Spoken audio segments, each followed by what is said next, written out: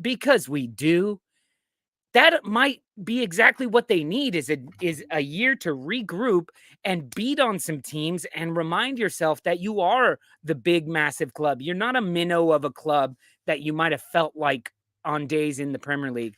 And yes, in the championship, you get your ass handed to you. You draw matches you shouldn't. But in the end, in the end, watching Leicester City and Leeds United play today, that was Premier League football. But it was harder hitting than Premier League football because they were going in for the tackles, knowing that, like, excuse me, knowing that this may be a yellow card tackle. This might be a red card tackle, but they're not going to review it. So hopefully I only get the yellow card, because there were ones I was waiting for the game to stop. I was waiting for the game to stop and for them to start reviewing shit, and it didn't, and the game kept going and I didn't miss it. And you know what? Calls went their way. Calls went their way. In the end, I think it all worked out. Graham says, exactly, Lolo. You know, that's how you get your comments on screen. If you agree with me in the first few words, boom, your comment is on the screen. VAR takes the passion out of football. A decision in the moment should be the one that counts. I like that too. And I like that with penalties, especially because it's the live flow of the game that referee is using their decades of knowledge and experience to say there may have been contact, but that's not a penalty to me. And then VAR reviews it and there's a clip of a boot, contact, penalty. As opposed to, no, the flow of the game doesn't dictate that that's a penalty. That was two players running their ass off. Like Leeds United, where when one of your defenders ran full speed at the dude with the ball on Leicester, and he like stopped so he didn't get clattered. And I don't think any contact actually happened, but he got himself between the man and the ball. The attacker goes falling on the ground afterwards and probably fell because he had to stop so suddenly. But that's not a penalty. That's somebody running balls out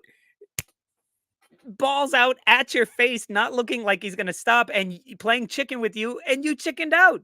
You probably would have got the penalty had you just kept running, but you chickened out and you didn't get the penalty. And to me, that was ball busting, cracking football. That was like what the Premier League should be. But we're all playing with like Nerf guns these days. Anyway, I've been talking a good old long time. There's a bunch of comments coming in. Lots of people who we don't see every Friday. Rhiannon, so good to see you. Get on the show. Get on the show. I will send you the link if you're available. Not my name as well. Leeds have been on the sharp end of wrong decisions more than enough times, so it evens out. Exactly. Doesn't most of America hate Leeds right now? Most of America does not know what Leeds is as a city, as a place, as a football club.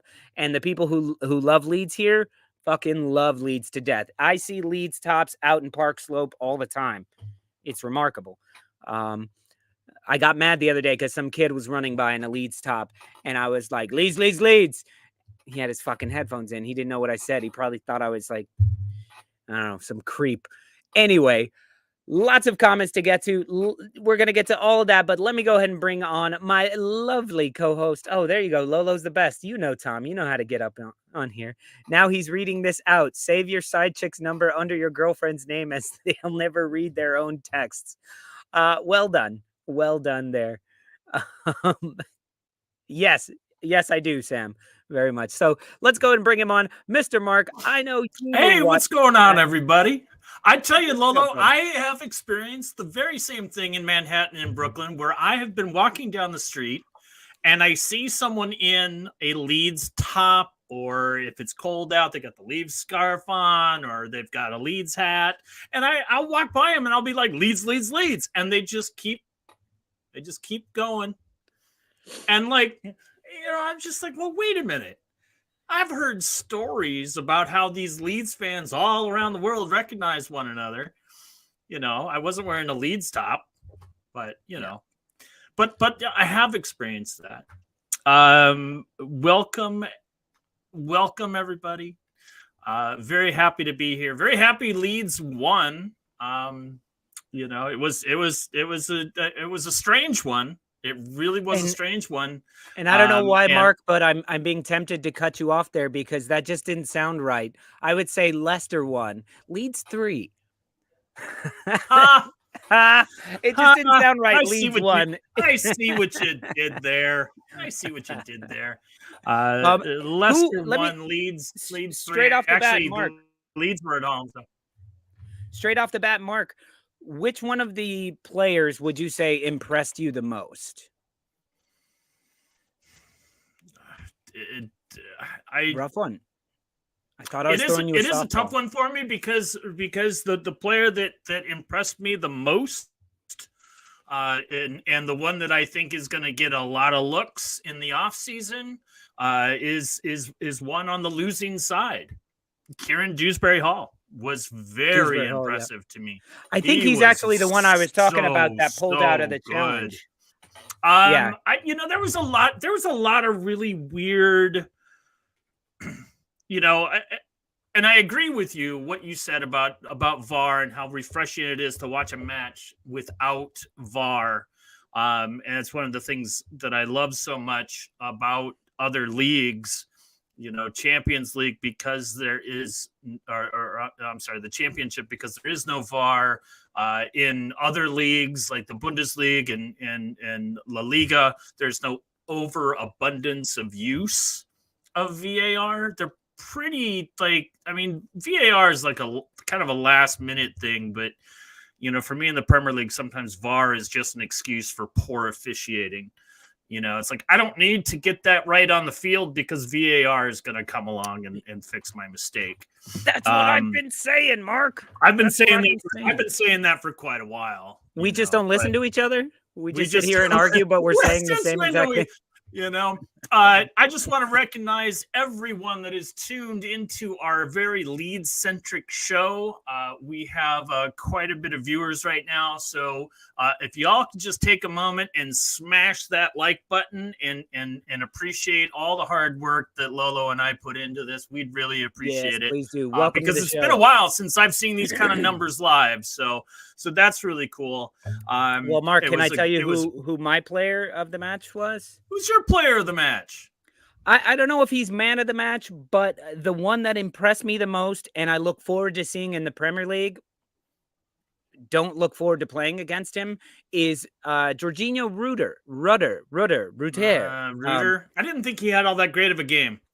He didn't, but the boy never stops running, and I feel this is true. I feel like he looks like he has size 10 shoes, but he has size like 37 because there's balls he should not get to.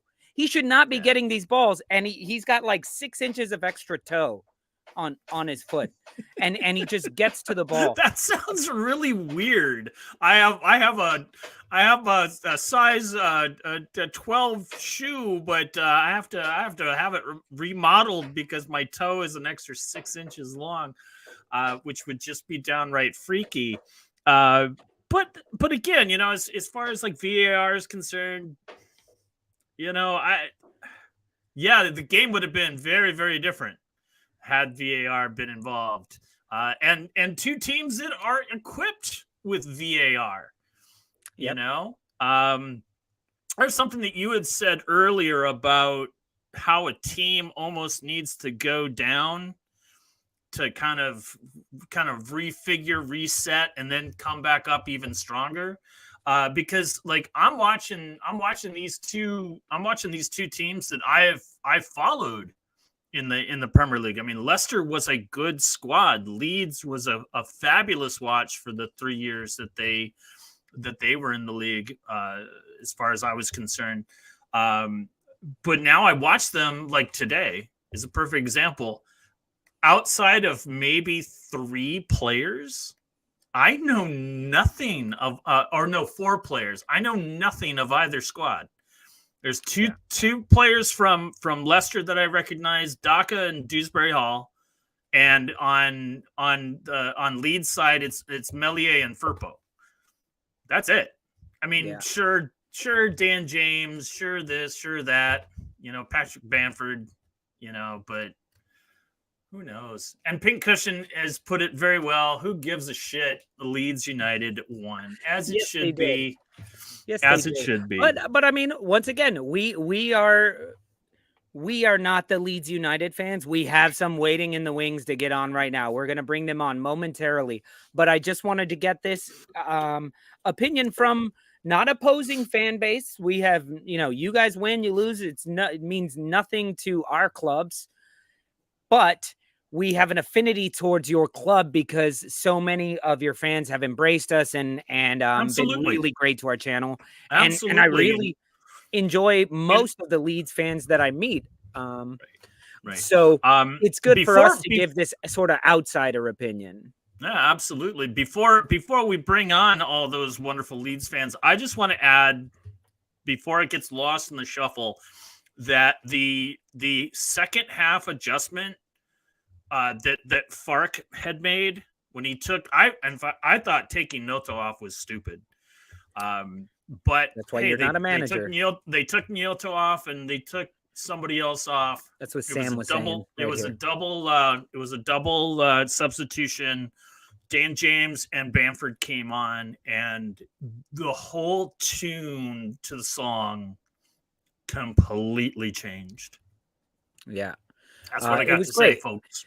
Yeah, and it was like Pirro was having was kind of having an off day. And Patrick Bamford being up front was very good. It made a big change. Somebody just mentioned that right down here, if I can find it. This would be a day to have John here. But what did they say? Sorry. Yeah. David said Reuter needed Bamford up front because with Bamford, he occupies defenders and has strength, so Reuter can play off of him. And his tricks were working in the second half, as somebody else said. Duncan said his tricks didn't work in the first half, but he stuck with it. And that was my thing. The thing that impressed me so much with him was the fact that he stuck with it and never stopped going. He was a menace. And to me, you can have poor touches, you can lose the ball, you can, as long as you're diving back in there, and they know that if they get the ball off of you, they better start running like this because you're coming up on them. You're coming up behind them with your camel toes, your 6-inch toes that will sneak into all the nooks and crannies of your little biscuit. your moose knuckles. Your moose knuckles. All right. So let's get to it, Mark. At least we have them laughing backstage. So let's bring on our two Leeds United fans. Sorry, Arsenal, you're gonna have to hang tight just a little while longer. I thought Gary was putting a mask on. He was just like, no, I'm out of here. But let's bring him on. You know him, you love him. It's our Lord of all the bad bets, Mr. Tom. Get in here, my friend. Leeds. Come on. Oh, Jesus, I thought you were choking there for a second. Leeds. I was choking on my own voice. And we've got David Villa Martin. Get in there, boys. Get in. Get in. Well done, folks. So we talked about it as outsiders. How do Leeds United fans feel right now? I know this doesn't mean it's a spot on title race going on, but has there been a bigger 6 points? That felt like the biggest 6-pointer I've seen in a long time. Tom. I'll tell you, I felt ecstatic, elated, every descriptive word or synonym, even relieved. I think the actual biggest emotion was relieved because ultimately we committed a robbery tonight. Because the reality is, right, and you can see, right, that saying we did not do well isn't being defeatist or anything. It's called having eyes and making use of them. The fact of the matter is, for 79 minutes of a contest, we got beat up. But the important thing is we fucking won it. Yep. In 3 years' time, if we're in the Premier League, in 3 years' time, if we're still in the Premier League and we're going from strength to strength, we ain't going to look back and go, oh, Leicester scored a goal that they should have got. No, don't fucking matter. Do Villa still talk about the fucking goal line technology that failed? That ought to be kept in the Premier League. No, they talk about their fucking times that they're now going to fucking win the Conference League and they were nearly top of the league at Christmas and shit like that. Fuck them. Fuck Leicester. Fuck Villa. Fuck them all. We're Leeds and we fucking won. There you go. There you I don't go. care Hey, about the we got a fan in from football. Seattle, by the way, Tom. All the way in Seattle. fantastic. That's like a different day than you right now. That's like It is. 87 hours difference. Absolutely. But no, I'm trying to find the comment that somebody had said very similar to what you wrote. Ah, crap. I can't find it. What are we looking for, Lolo? I Go my ahead and head's in talk. Seattle. My head's in Seattle now. But yeah, an absolute robbery, as you said. David, how are you feeling about the win? Buzzing, mate. Absolutely buzzing. The first half, we were awful. Pick out players in that first half. Dewsbury Hall. Winks was given the freedom of Leeds. And Dakar, his movement up front was just ripping our central defenders all over the place. I said in another chat with some mates, I said, if we get an early goal, I reckon we can win this still. Even though we hadn't played badly. Okay, we had to wait for that goal. But once we got it, I again in the chat, I said, we'll go on and win this and we'll win it handsomely. And sure enough, we did. I knew that Leicester would suddenly capitulate. And I've been the biggest critic probably of Farke, but he got it right tonight. He got it right with his substitutions and putting the different players on, plus a bit of luck as well, which you always need in the game. Really, we should have been dead and buried by that time. But it just goes to show the mental fortitude of the players that they've got, that they'll keep on going, and they got their just rewards in the end. So yeah, fantastic. Yeah, I think the comment Before, that I was looking for. Oh, go ahead, Mark. I'm sorry. I just before we move on or continue on, I want to recognize Russ Morgan here, who says he's from Green Bay, and we don't have a Leeds fan club. Well, damn it, you have to start one. And the next time I'm in Green Bay, I'd love to meet you. My father-in-law is in Slough. Green Bay. He's literally from Slough. He's literally what? He's from Slough in England. Oh. And he says he's from Green Bay. We take comments as truth. From Green Bay. Yeah, we have truth filters on here, so you can only speak truth, Tom. Especially he's on my wrestling show. He's from Slough. He's as English as I am. And okay, he's as much from Green Bay as David, who have 42 caps for the Nigerian basketball team. All the same. I Funny that you say that, Tom. Slough houses. Slough. The English version of The Office is set. Yeah. Well, getting back to it, I think you guys have both touched on the fact that going down a goal and then Leicester City having tons and tons of opportunities and times where, I mean, Jesus, how did they not score? You guys could have, tucked your tails in a little bit and gotten down and been like, look, let's keep this at 1-0. Let's try to get maybe one back. Let's just do our best here. And it was like, no, you guys stopped and said, no, we're going to, the fact that they miss chances doesn't mean we need to pull back. It means maybe luck is on our side and let's fucking push for it. And it comes down, one of those goals that epitomizes that to me is Archie Gray, who did not have the best day. I am a big fan of Archie Gray. Big time Leeds heritage in his bones, but he did not have a great day. And from a lot that I'm seeing, it's the combination of him and Nanto with the Leicester wingback who is just blazing fast. And so maybe he wasn't set up quite right. And then the switch happens, and I think he moves to the other side. But when he gets the ball and he takes his shot, most of the game, nobody's taking that shot. You're trying to cut back in. Nanto's trying to flip something back around. Somerville's trying to cut it back. And he took a shot. And yes, it took 2 deflections. And you know how many goals that's worth? 1 fucking goal. So it doesn't like, you don't get half a goal because it was deflected. So take the chances, stay in the game. right? I'm really surprised sorry. that. No. I'm sorry. I just real quickly. I was really surprised that Archie was given the goal. I thought that was going to be an own goal. It looked like it was going so far wide. But he's Archie Gray, and it's at Ellen Road. No. Mark, he gets look at it took 2 deflections. So the initial deflection sends it off target. The first shot was on target. I still sometimes when it comes to deflections, I'm a little hazy on how they determine that. But to me, it seemed like that shot was going to be wide. He was going to either that or it was a very poor cross. I think if nobody touches it, the keeper saves it, but it is a shot on target. The deflection comes so hard in the other direction, and then that sends it back in another direction. The keeper's not saving that at all. It was given as an own goal. I thought they changed it by the end of the game. Sorry, they've changed it again.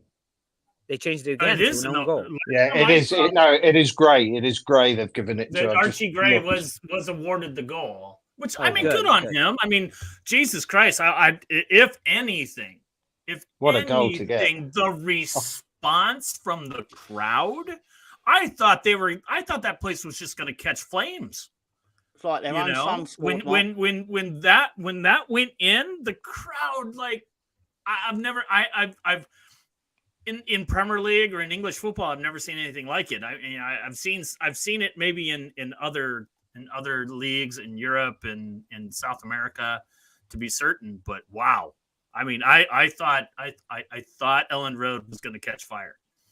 It was. It went on. The cheering just went on for minutes and minutes. It just exploded.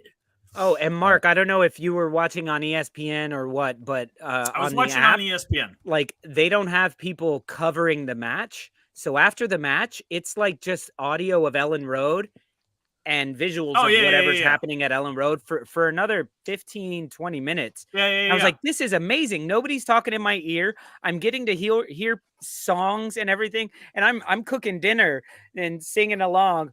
Shout it out loud, we love you, Leeds. My kid's like, what are we having? I'm like, we're having beats. One of my favorite parts of it. So Russ Morgan is from Green Bay, Wisconsin. He's not. He just said he's having you over. He's having right here. How dare you, Green Bay, Wisconsin? Yeah, he's impersonating a wrestler called Mr. Kennedy. That's how he reads. Okay, fair enough. Anyway. Fair enough. One of my favourite bits of the contest was Leicester when they were in front and on top of the game. They were chanting, "We will not be moved," which I thought was quite amusing, and I thought it was quite ironic that they would not be moved, considering.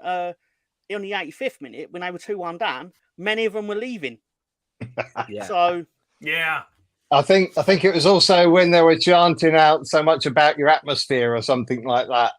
They heard the atmosphere by the end of the game. They heard the atmosphere. They liked it. They got that. Just getting back onto the tactical side. In the second half, he came out and he dropped Gruev in, and they were playing 3 at the back. Throughout the game, the Leeds do play with the fullbacks pushed really high, which does leave you exposed, the fullbacks, time and time again. So Gray didn't have a bad game. He was doing what he was told to do, but he was getting exposed. And it happened a couple of times to Firpo. I think Nonto covered back more on Gray's side, which helped. Somerville was pocketed by Chowdhury completely and Pereira. And I think that's why Firpo had an average game. One bad back pass, which could have led to a goal. But making those changes, especially Bamford and James, I thought maybe he would take off Somerville and put Nonto onto the left. But he didn't. He took off Nonto and Pirot for James and Bamford. Made a big difference. Bamford made the difference. Because suddenly he is occupying the defenders, he's holding the ball, he's sticking out a long leg. I mean, the tackle he did on Chowdhury, tackling back, it didn't. A lot of people go unnoticed, but that's how you win games. That's how you. That's the one where he tracked all the way back to midfield and made. Yeah. Tackle? Yeah. Their Yeah, 11 yeah. had our number for a large portion of the contest. Problem is, Yeah. football isn't just about 11 players, is it? It's No. very much a squad game, especially now Yeah. that they made the rules that you can have 5 changes in 3 intervals. It becomes even more important about your depth. Yeah. And at Yeah, that for level, sure. we have Yeah. a lot of depth. I think taking off Somerville made a big difference because suddenly they didn't have to worry about him. So therefore, they didn't. I think they were a bit unsure who was actually marking on that side, and suddenly it's exploited. I mean, Archie Gray. I'm glad the goal's been given to him, even though I think it was probably going wide initially. Yeah. What a first goal to get in your career. You know? Yeah, no doubt. A winning Oh, goal. wow. Yeah, So Yeah. it was just another match. It as was. we've seen. Mark, did you see this by any chance? The Leicester manager's thing. I not only saw it, but I'm the one that posted Oh, it that was on you that our posted chat it. I line. just stole it from you.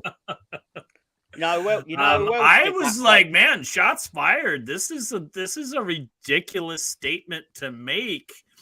You know, the day of the game, or you know, whenever it was made. I'm look. You said earlier, well, that you're not the manager, you're not the football manager, blah blah blah, whatever. I would know better if I was a football manager to make a statement like that.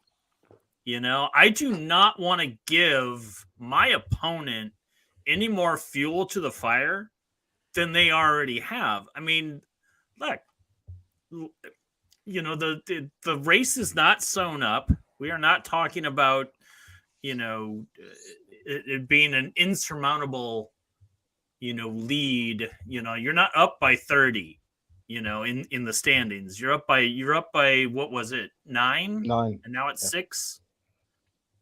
I mean, to give a team that's at home even more of an advantage, even more fuel to that fire, was just absolutely ridiculous. Absolutely ridiculous. Can I just say something in his defense? It's all about context, and the biggest context is don't speak in a second language when you're talking about things like that, because it came out of context. Is that the case? Yeah, it did. I mean, they're still top. We could have ended up in 4th place, and I think that's what he was trying to get over, but it didn't come over well. All right, fair enough. He spoke about our forward line and how fantastic they were, how well we had done on the unbeaten run, and also the atmosphere in Ellen Road. So there were 2 sides to it, and later on, in a bit that I haven't seen anywhere else, but I watched the complete interview. He said if the roles were reversed, it would be a massive game for them.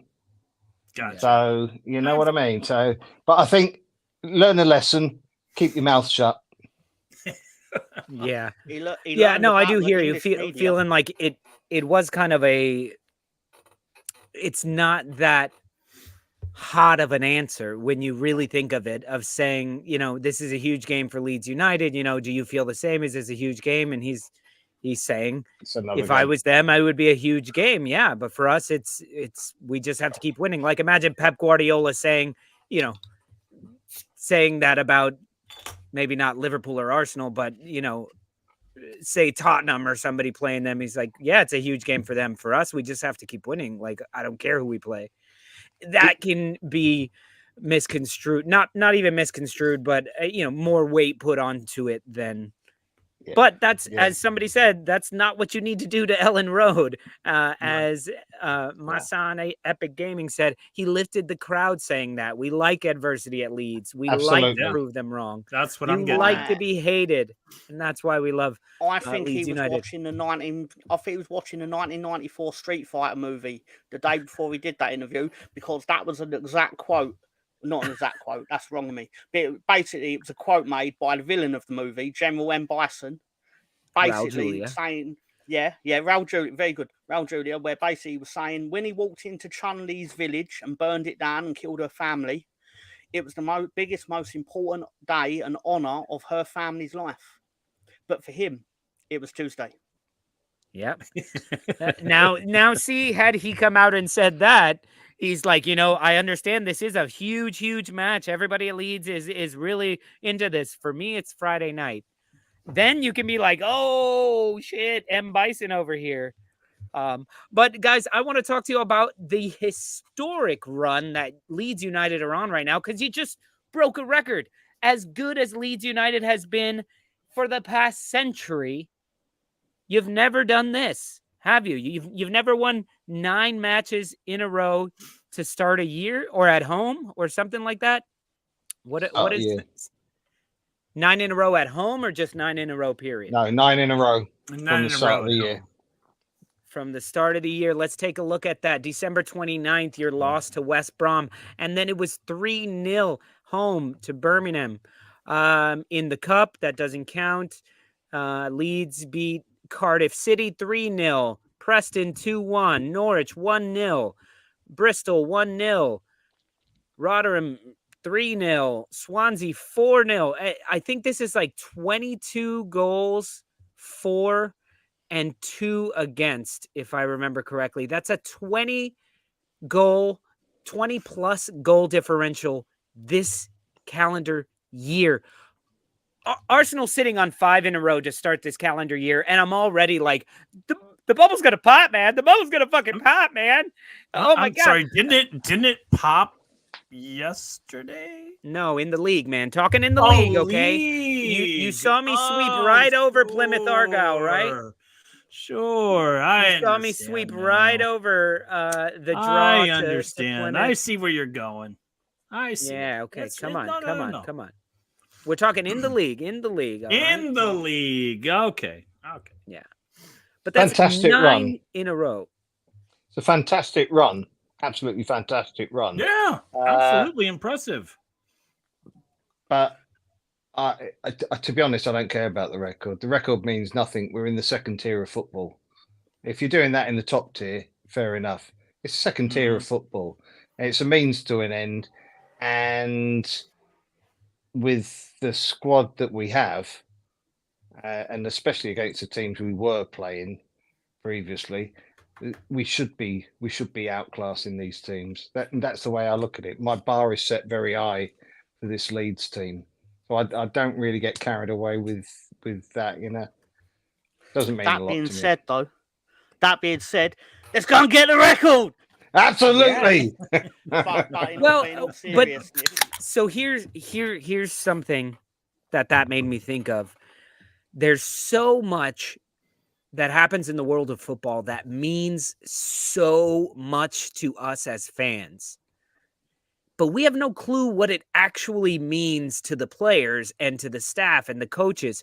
Like the North London Derby, for example, probably means more to me than a player than like Declan Rice, who just came over to Arsenal, has never played in a North London derby, has never felt what is really probably felt more in the stands these days than it is on the pitch. So when we're like, it's a North London derby, here we go, that's us. That's not the fans. And it was very interesting, David saying the 9 wins in a row doesn't matter to you. If you lose one, get back on it, keep going. The record doesn't matter to you. This is something that I think affects the players' mindset more. Of tonight, they felt unbeatable. Even though they went down, they had a belief of, no, we don't lose at home, we don't lose in the league, and we don't lose in 2024. And they had that come from behind mentality. That is something seen more on the pitch. Does that make any sense to you guys? Yeah, Do you agree with me? Do you have other examples? Tom? Okay, moving on. Next topic. I do know Fuck off, Lolo. the record for... Thank you, Bono. Somebody agrees with me. Fucking hell. Apparently in 99, Charlton won 12 in a row. Whoa. Okay, Bandy says 3 games will be top of the pile. Will you doubt me? No, but I want to know your thoughts, Mark, as well. Like, what are you get what I'm saying? Like things that affect us versus the players. With what Bandy just said, in 3 games we'll be top of the pile. Will you doubt me? You know what? I think Leicester has a very big problem losing. They're going to lose Vestergaard. Is it Vestergaard? Is that his name? Vestergaard? Yep. The big tall dude. He's an amazing defender. They're going to lose him for 2 or 3 games because of his like 100th yellow card or something like that, which I felt was a little harsh, but that's beside the point. I don't know what Leicester's schedule looks like in the next few games, and I definitely cannot say that I know anything about any of the 20 some odd teams outside of Leeds and Leicester. So I don't necessarily know how much that's going to affect them, but he is a very, very pivotal defensive player for that team. And it could very well be that they find themselves on the wrong side of some results in the next few weeks. They've got a difficult March. Difficult March. Yeah. They're away during that. They're away at Sunderland. They're away at Hull. I'll send you the fixture list. Playing very good football. I have it. I've got a graphic for it. Give me a minute. Okay. Well, David, it's not always easy to have a good march if you're not marching on together. Absolutely. Yeah, I'm here all night. Boom. And stay for the midnight show when things get a little blue. And I'm out. Going out on a high note. I got Mark with one earlier. I've put in a happy hour chat, but it's a list of all 4 teams' fixtures. Awesome. Can I just bring it as we're talking about things like that? I just want to take you back, Lolo, before we came on the show. This camel toe thing. You do know what a camel toe is, don't you? Yes, I do. Yes, I do. Yeah. Roger hasn't got a camel toe. I'm not the one who said I said it later. Yes, I did. But somebody in the comments put it in the comments, which made me laugh and say that. Guys, it's been 45 freaking minutes of talking about Leeds United. We will continue talking about Leeds United, but Gary's down here just like in his Bill Belichick mode. He's like, oh, I broke his heart. But he's over here just creeping in his hoodie over here. What's up, Gary? Hello, sir. We were Mark, all Leeds United. David, here. Mr. Tom, and the chat room. Hello, guys. Yeah, hello everybody, and thank you once again to everybody who's in the chat room right now, who's talking and listening to us talk Leeds United. Down there the whole time. Yeah, he's been down there the whole time. He's been a trooper. It's just when I added another, when I started sharing my screen, it kind of pushed him down there, so I didn't see him anymore, and I was like, oh, he must have left, and then I just felt this horrible like presence, just like. Gary's been hiding underneath that hood since Gary. Was it Wednesday night? Oh yeah, Wednesday night. Who wants to talk about that? Listen, we're talking. You know what today was a good day for English football. I mean, you see the women; they kept scoring. They couldn't stop scoring. Leeds decided to wait late and do it. I mean, good day. So yeah, it was a good day. You know, watching that, I knew you guys would be happy.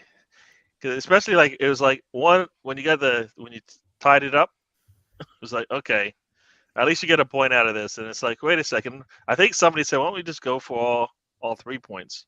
And basically, you know what, that's what the team did. Might as well at that point. Yeah, and they did that. And Leicester, they say it all the time, those misses come back to haunt you. You know. Regardless of the goal that got called back, they still had more than enough chance. And regardless of how well you break up with them, the miss is gonna come back, man.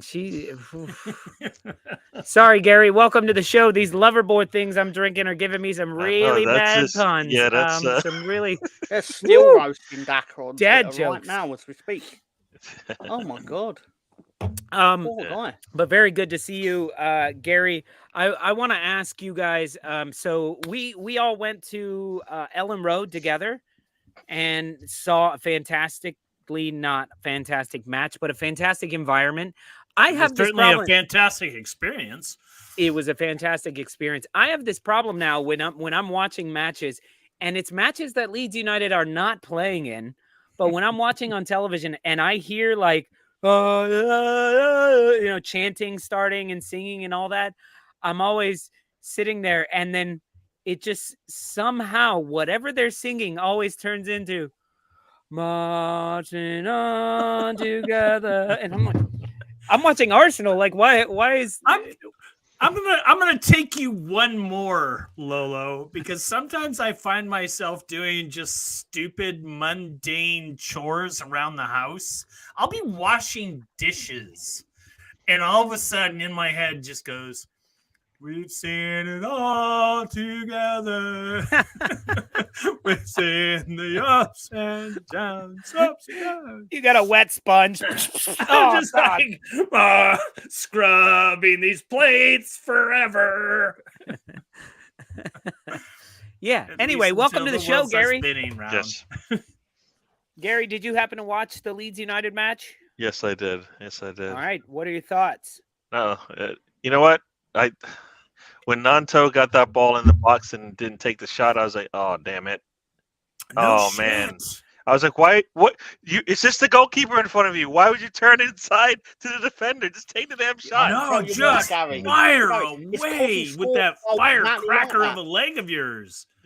He scored a goal like that against Swansea, where he cut inside and then went across the goalkeeper. He was trying the exact same thing. Yeah, but Problem was, at trying that it point in the against game, Swansea, though, he was you trying like to get need a Pepper shot to on do different goal, things. please, right?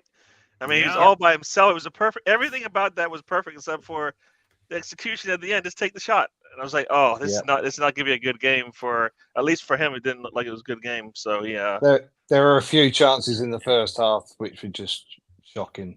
Pirro taking the shot, all he had to do was square it to Somerville, empty goal. and it's just Somerville know. who booted it like out of the stadium. I think. Yeah, It was yeah. Pier, or they I both. mean, did. he was going Yeah, they for that both like did. there was a Australian, lot of Australian like football, over the net. the rugby kick. I was like, "What?" It is what it is. It is what it is. It happens, especially at that level. And the difference is when they get up to the Premier, they won't be able to do that. Yeah. Both teams. Yeah. I'll Well, ask David a question. Genuine question. Go on. Yeah. I don't have the opportunity to ask him many questions on air. If we got promoted tomorrow, let's just say, Mhm. how many of tonight's lineup, let's say starting lineup, do you think would be a Premier League starting player for Leeds?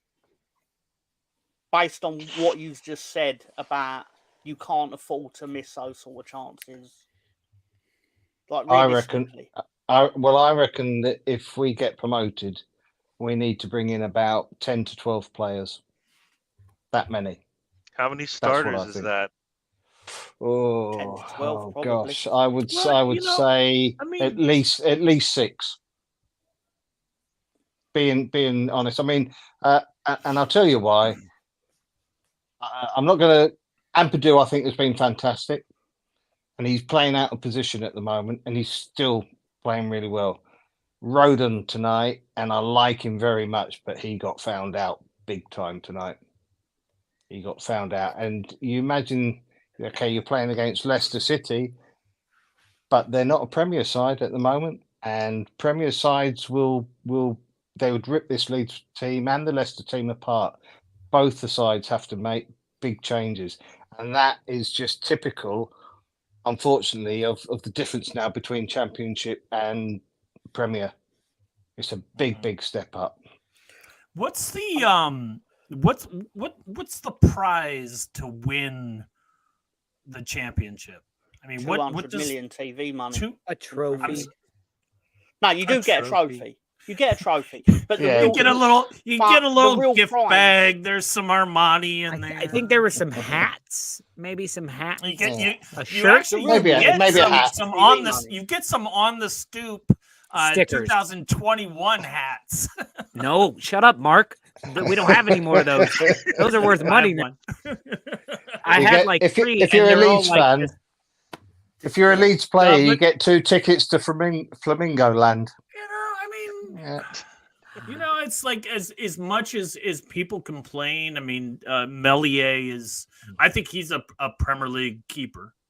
I think he's quality. Obviously, we're still in February, so Junior Firpo is still that Premier League player. We've got no He more was league February matches, though, 29th, man. with He was February. like not having a great game. Hey, give I- me 1 second, guys. I just saw we got an Everton fan in the house. What's going on, Richo65? So play nice, Cool. you bunch of evil Leeds fans. Well, they Play know nice, they're having and yeah, of course, Conche right away gets into it. I don't like. Can't wait for Leeds to replace Everton in the Premier League. All right, Oh, that's not a good one. happening. That's a good one. I We'll don't- see. I think- There's other bad teams I- in the Premier League. Unless But welcome unless to the channel. Everton Fat gets another Conche 10-point for that last deduction, comment. I think Everton stays up.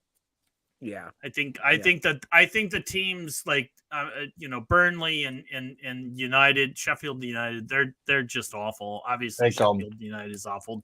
They give up goals to everyone. Burnley, Leicester have the got same an way. outside chance.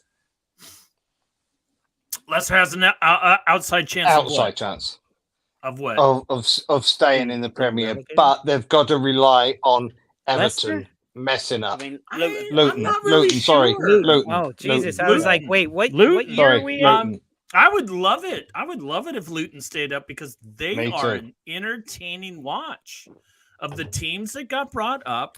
I They'll think go we said down this next last year. week. You'll want We them talked to about this mention, last not what week you're where we aware were of. like, if it was Leeds a few years ago, if it was Burnley or not Burnley, but Brentford, and all these teams that provide exciting football. I watch Luton. Mm. I think they're a very exciting watch. It's an But they lose a entertaining lot. game. Decent players. Unfortunately, yeah.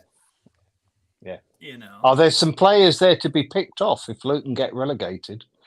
Where I wouldn't say the same. I wouldn't say the same with United and Burnley. But Luton have got some decent players. With Luton, the player that I'm most enamored with, I mean, there's Dowdy. a few. I mean, obviously Ross Barkley, he's a very experienced player, does very well on Luton. Dowdy, Chong Dowdy. is a Dowdy. really great player, but for me, Dowdy. It's Dowdy. who? Mark. It's Alfie Dowdy. I love the name. Dowdy. I love Alfie Little Dowdy. Dowdy Alexander Arnold, man. But for me, maybe he's not even on this team. I don't know. Oh, good. I'm glad you took fucking 15 minutes to tell us that. 15 minutes. You mean your opening dialogue? Yes. It was a monologue, Mark. Mono. Like high school. Right. Obviously, he was the a theater major, and I had something far more important to study. I don't even... That's ridiculous. You And sound I'm like my drinking father. non-alcoholic beer. You sound like your brother. He studied. Oh, fine. Dan the man. He's helping you out. Adebayo. Are you thinking of Adebayo? I am not thinking of Adebayo, but he is a good Ah. player. Maybe it's Chong that I'm thinking of, but Oh, maybe the no. player that is You're on not thinking of Ross Sheffield Barkley, United, Hamer. That's probably who it is. It's probably on They've got- Sheffield United. They've got a couple I of love that. lads. He's the Hamer's player that all right impresses for you the United. most, and you don't know who he is. I, That I shows wouldn't. where I wouldn't take levels. Hamer We're from at Sheffield levels. I United. watch a lot Mark. of bad football. What can I say? I watch everything. Apparently, Hamer was in the pub the night before the last game for United, Oh, good So- on him. and I like him. I like him. He did well at Coventry, and he was a name that I thought, yeah, he'd be good at Leeds. But actually, I think we David, dodged you a know who I'm bullet. talking about. Yeah. Yeah, Gustavo yeah. Harmer. Yeah. Gustavo Harmer at Sheffield United. You're talking about. Oh my God! It's Sheffield United the whole time. Yes, it is. It is Hammer. Even That after guy's what- impressive. He's a Mark, great we're gonna defender. Mark. Sorry, Or but mid- we're gonna need you to narrow your football watching down a little Wrong bit. mentality. If you have a favorite Sheffield United player, you're watching too much fucking football. Well, did you guys Who see has the a favorite Sheffield United player? Did you see? I have. Late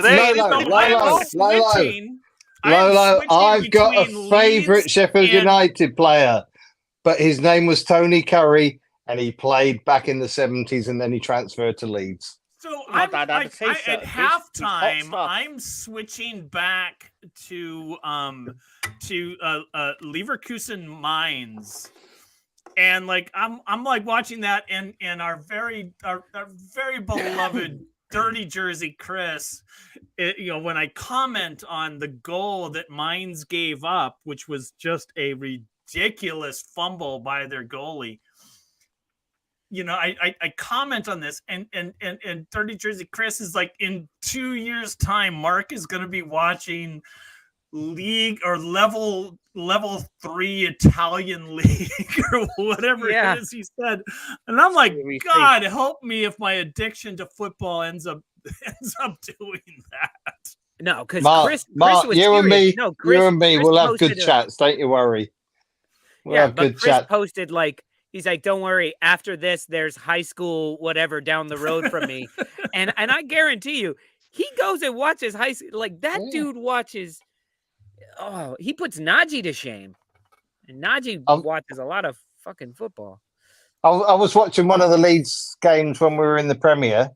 And then our game had finished, and a couple of mates commented on some other Premier game. And I was like, I'm sorry, I'm watching the Forest Green game. You want to turn it over to this? It's a cracker, because I'll watch anything. I'll literally watch anything. Yeah. So Mansfield won 9-2 last week. Oh, I missed it. Damn. 9-2. Just very close to the elusive 7-7 that I want to see. I want to see a 7-7. Nearly got it last year. Wrexham won against 7-5.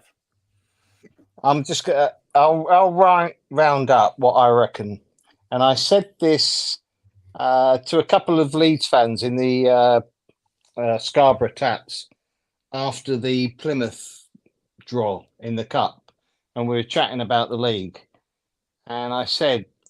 Then, because they said, "Oh, Leicester's got the league," and I said, "I don't think so. I think we're going to do it," and I still think we're going to do it. After tonight, I think we will win the league. Would be nice.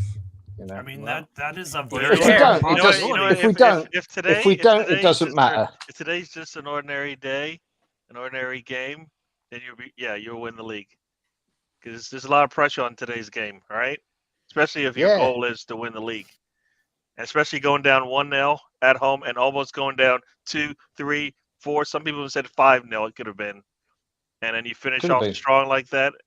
I mean, I know, like, I think when the second goal or one of the goals went in, we saw people leaving, and you're like, I hope those aren't the Leeds fans, because but otherwise, it's just one game at a time, right? Yeah. And if that's what the manager, I think that's what the manager was trying to say, but it came off wrong, because if you look too far down the road, guess what? You end up in one of those playoff games late in the season and going, how in the world did that happen? And how the world are we sitting on the outside now watching the championship game go, So one game at a time. And especially think about it also. How many points back were you, like, months ago? You're like, 17. Well, if we get in the playoffs, we'll be fine. Now 17. You're like, guess what? We're just going to creep up and keep doing what we're doing. Yeah. Now it's just a matter of, just keep doing what you're doing, and you might be looking down at the rest of everybody in the table. Leicester have got QPR up next. They're away to Sunderland. They're away to Hull. And then they've got Southampton. They've also got Bournemouth in the cup now too. So there you go. They've got Bournemouth in the cup on Tuesday as well. So there's another match in there that they have to contend with. Right. But listen, like Mark, you know how we always have a hard time explaining what a 6-pointer means. This was so clear. Leeds were behind Leicester by 9 points. Mm-hmm. Had Leicester won, they would have been ahead by 12 points. A 12-point gap is massive in the mind. Even though it's only 4 games, it's massive in the mind. Now there's a 6-point gap. So that's where you get the 6 points from. Not to call you out personally, Mark. We all have this problem when we're like, oh, it's a 6-pointer. Why does it mean that? I've never really quite understood it, but that's fine. I mean, it's the swing. I get the swing. They could have been 12, it's like but now like they're in 6. football, you know, when you score, you know, if you don't score a touchdown, you score a field goal, that's a swing. But I myself, I mean, yes, Leeds can definitely win this. They're what are they, 6 points back? Their form is incredible. But I'm kind of like, I've been wondering, because it's like 3 through 6 is the playoff, right? Those are the teams that play each other, and because only 3 teams are promoted, correct? Mm-hmm. Mm-hmm. Yeah. So my question is like, if we've seen teams like who have the heritage and the pedigree that are going up. So, you know, so it was Leeds, it was Brentford, it was Nottingham Forest. Who's next? I mean, is it Ipswich? Is it Hull City? I mean, who's the team? This is like, oh yeah, man, back in the day, oh they were a good squad, you know. Different eras, Mark. You can go back to the 70s. Yeah. You can go back to the 70s, and Ipswich Town were one of the top teams. Yeah. You know, for about 3-4 years. They were pushing Liverpool and Leeds at the top. I mean, they probably their success came just after Leeds, when Leeds started waning off. But yeah, big side. West Brom never.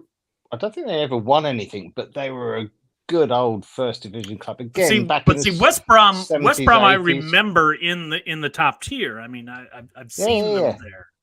Yeah. You know, I'm talking about squads that I haven't seen, that I'm going to be introduced to. Although now with Leeds in the championship, I've been watching a little bit more, so I see this team play and I see that team play.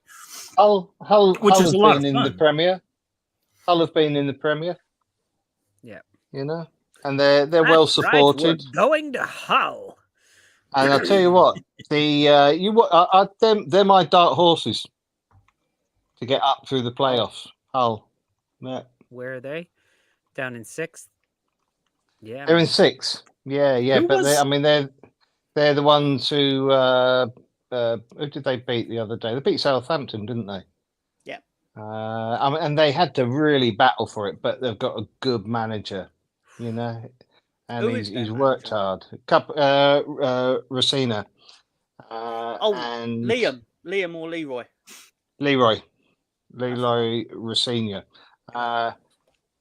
You know, and he's just had those in January. They've put some money in, and they got Carvalho and somebody else. Can't think of his name at the moment. But you know, yeah. So they've actually splashed the cash a bit because they're going for it. So you know, good luck to them. But I think they're really tight. West Brom, they're there or thereabouts, but they sometimes just flatter to deceive and let you down. They had a good win at Plymouth the other day. Southampton, it's now how are they going to react? And they've got some difficult games. I think have they still got Ipswich to play as well as Leicester?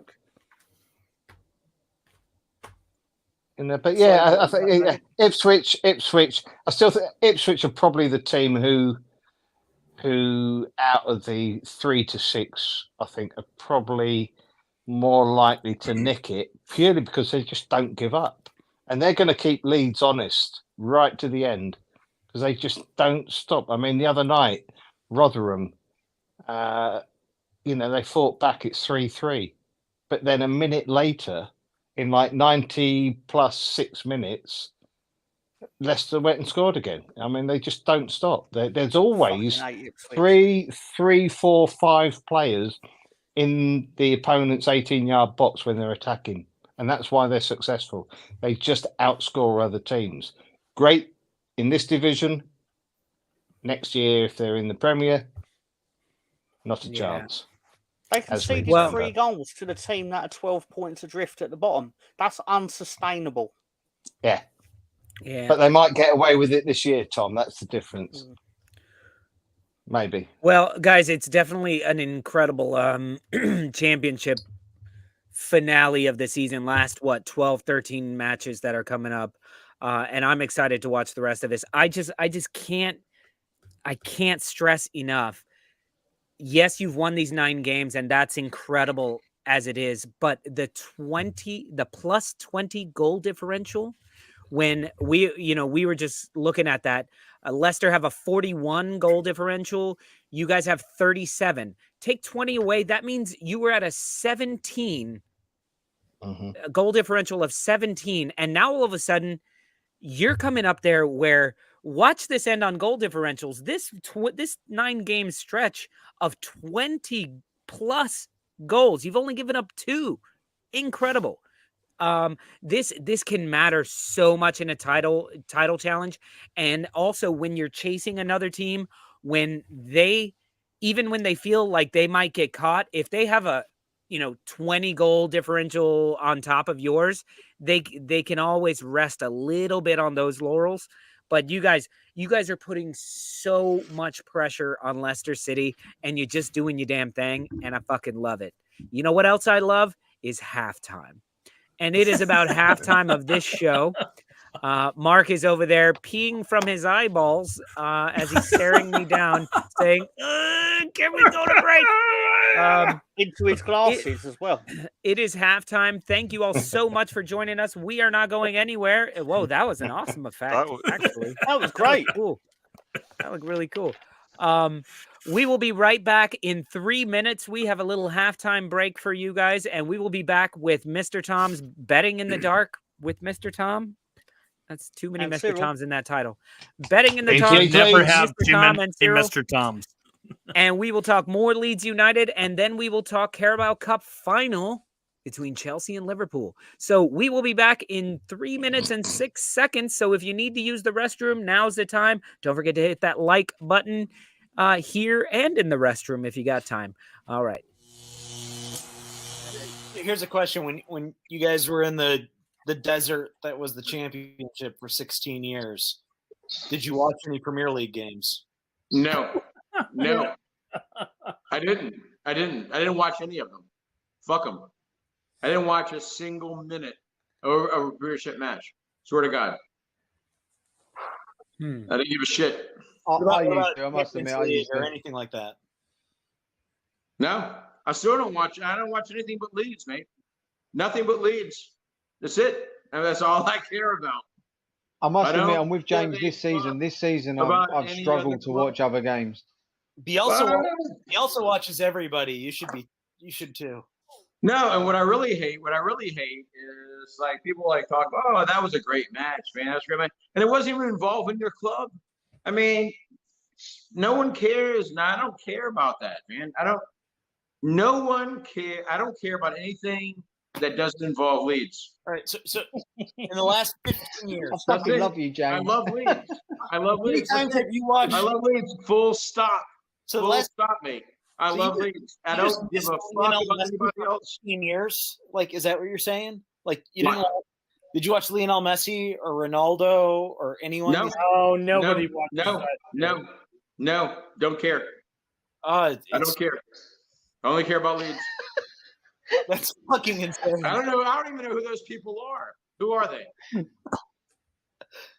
How do you know You're how? Lionel Richie and someone? I can't remember. What did you say? James. I'm in a bubble, mate. I'm in a bubble. It's called the Leeds bubble. I'm there. I'm here to stay.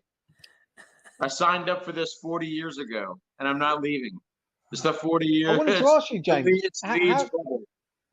I don't watch. I don't give a fuck about any other team in the Premiership. I really don't. Well, I don't give a flying fuck. You on the Today's train. one. I hate Today's them all. one I hate for them Boris all. because we scored There's it. varying degrees of hatred. But sir, This is going to make me hate Leeds. see, James, that's the thing is you think that like bothers James at all? James expects at all. he expects that you hate Leeds. He comes I and want you to hate Leeds. exactly. I want you to hate us. You Well, know, same. After I this don't season, want you you to should like hate us, the fact any that of the you. Wolves beat you. No. Look, I love your hatred, man. I feed off of it. I feed off your hatred like any Leeds fan does. We we don't give a fuck. You hate us and we don't give a fuck.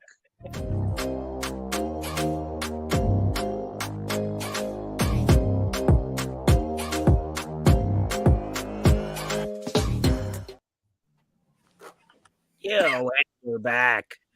Classic games. Gotta love it.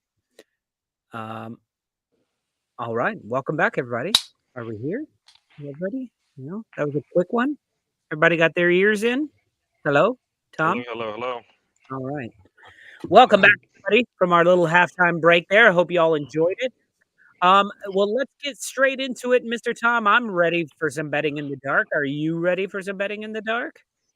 Let's go. Betting in the dark with Mr. Tom. Come on, love, place your bets.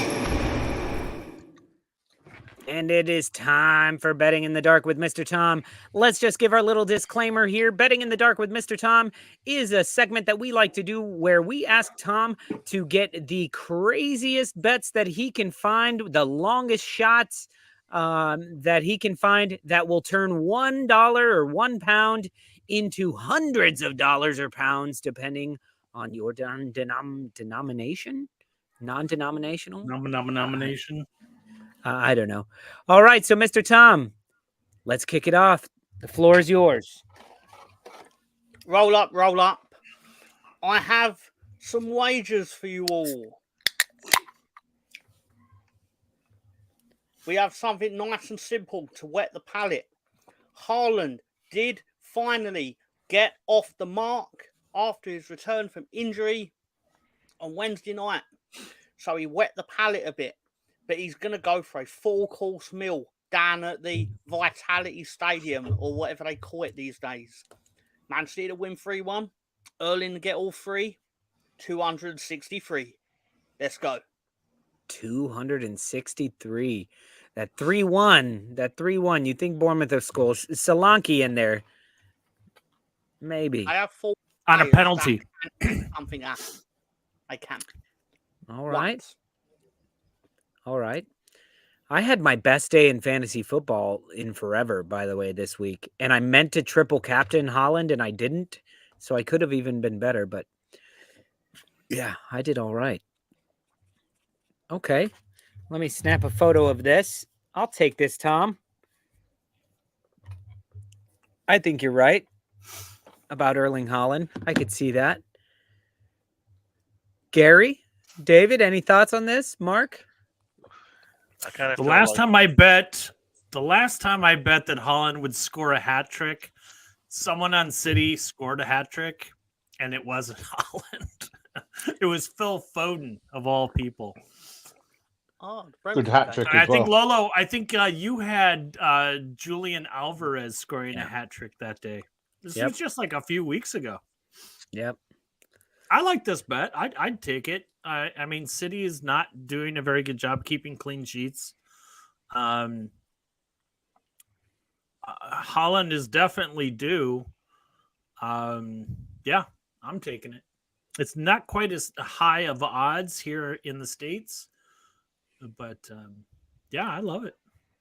You could stick a Bournemouth player in to sort of like bump that up. I mean, that's pretty high. That's $260, man. That's pretty high up there. All right, Tom. Why I went against it. Right, okay. So in the UK, 8 p.m. kickoff, we're going Arsenal to win 2-1. I've gone Kai Havertz to score first, and then Gabriel Megalegs to score the second. Now you could go, why you picked a defender? Well, he's only the highest scoring defender in the Premier League in the last 2 years. So it's not that wild. And 500. There's your money, Mark. Yeah, no doubt. Get a set piece. Score. Kai Havertz to score is Arsenal at the home. is the one that makes that's us a crazy, tough one. Yeah, is a yeah, tough but one. you might think Newcastle will put a lot of preference on our wingers, which could create more space for Havertz in the middle. How many has Yeah, Havertz that's scored insane. this year? 4. 4. I think he scored 4. Yeah. Scored a few winners as well. Yeah. So, but no, obviously it's outlandish in the sense of the payout, but then that's reflected in the payout. You scored 5 actually, Absolutely. so even better than that. So. Oh, in all competitions. Premier League. I Premier League. could sit here and go, "Oh, Saka's going to score, and Jesus is going to score, and it'll pay you probably £100, something like that." Yeah, no. Well, Totally I mean, agree. Gary, he See where only you're coming needs from, 7 to match Shaka last season, right? And that's what everybody's saying. He's no replacement. He's no You know replacement. what? The thing is, we don't really need that because I mean, Declan Rice No, already just has match the Declan numbers. Rice already has 8 GA, which is more than any other midfielder we had in there besides Xhaka and Erdegaard. So I think I'm not expecting much from Kai. Anything we get's a bonus for me. Kai Havertz has scored less goals than Megalegs in the last 3-4 years. I don't know about that because he did score like 7 last year.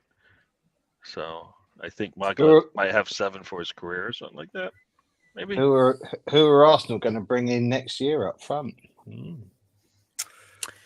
I know we're getting off the betting, but not Mbappe. A question for later. Yeah, I mean, to be honest, everybody, our Arsenal fans want like Victor Osimhen, Ivan Toney, Vlahovic. I think you guys end up getting Ivan Toney. But I don't think he's right for Arsenal. I don't think Arteta takes him. It's a lot of money to invest in him. Yeah, and you're already past the point of too much money. Well, no, but it is too much money. Like he has him specifically, Mark. He has to easily push somebody to the bench, and he doesn't easily push somebody to the bench. It's not an easy like. Yes, he's out. It's like Rice comes in, he starts. Sure. Tony comes in. You have to think about it. You do. No, he's because not a clear starter in that position. How is he not? Because the way Arteta wants to play it. Yeah, the way Arteta plays. This has nothing to do with just playing football. You got to remember, there's a man driving this bus, and he doesn't think like a lot of us. He wants Jesus. I think he wants a better Jesus. At least for me, I'd rather him get a better Jesus than to try to retrofit Tony into some scheme that'll screw it all up for everybody. You know, like that's what he did with the Havertz. You know, just messed around and trying to find a spot for him. And the only reason why he's playing is because of injuries sometimes. No, we need a starter, like legit starter. Tony, I think 100%. I think Tony is that starter. Yeah. No. Arteta. Add Arteta to the equation. That is not 100%, right? Fair enough. I mean, Mark, for a slight example, if you look at it, and I know it's stupid because saying, look at the example of Man City when Erling Haaland came, Pep had to adjust the entire way his team played because they didn't play with a striker like that. They never did. And it did take, they had some growing pains. They won the quadruple, but that's why my point is fucking moot. And Haaland scored and Haaland, yes, but that's why you change your entire system for a player like that. Tony isn't somebody you change your entire system for, especially when the system is finally starting to work. You know what I mean? That's why I don't think Tony. It's too. They're gonna want too much money for him, and he's not a system changing worthy. He's not sponge worthy. I mean, can I throw a name in? I was gonna say, I was just gonna say the problem is he went with Havertz, and the only way this thing works is if Havertz continues to improve. That's the only way this thing, because that they've invested too much into it. That's where that breaks up this entire, who to bring in next. They spent a lot of money on a player. They're gonna want to get the reward and the fruits of their labor of going in and getting them. So I kind of feel like they're waiting for Havertz to click, and then that's when So like I said, I don't think you're gonna go get that striker everybody thinks they are. Let me throw a name in. Victor Gyökeres, who was at Coventry last year, banging him in for fun. He's at Sporting Lisbon, banging him in for fun. He'd suit Arsenal down to the ground. He's a good player. What's his age? Big Do lad. you know? Do you know how old he is? Yeah, he's young. He's 25. Because that's another thing for me with Tony is he's on the older side. Ivan Toney's only like 27. Yeah, that's on the older side for Arteta. Is that? Yeah, he's an I ice mean, cream you had a 40-year-old take care of Martinelli the other day.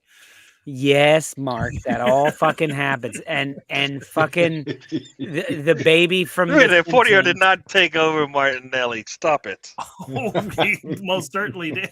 No, he didn't. Martinelli did fuck all against him. But not because of the 140-year-old. Well, I'm just saying that's part of the reason, and he wasn't doing it with skill. It He wasn't was because of doing the it with 40-year-old. experience. At least not in my eyes. That's a total system breakdown there. Once again, Arteta. That's my name. That's my name for Arsenal anyway. Gyökeres. I could see him fitting in, and I could see Arteta working with him, and Yeah, for me, it's go after Solanke. But anyway, Bono's got a name for you all. He wants to know if David O'Leary still plays for Arsenal. Yes, on Tuesdays and Thursdays. I'll have nothing said against David O'Leary. One of the best managers Leeds had. Yeah. Mark, you're talking about this guy? I most certainly am talking about that guy. This baby Gerald. He's just the best, isn't he, Pepe? He is, man. And you see him when he's younger, when he had all the hair. That's why I didn't think for the longest time they were the same person. And then I'm like, no, he just used to have hair. But he's always been this fucking bastard.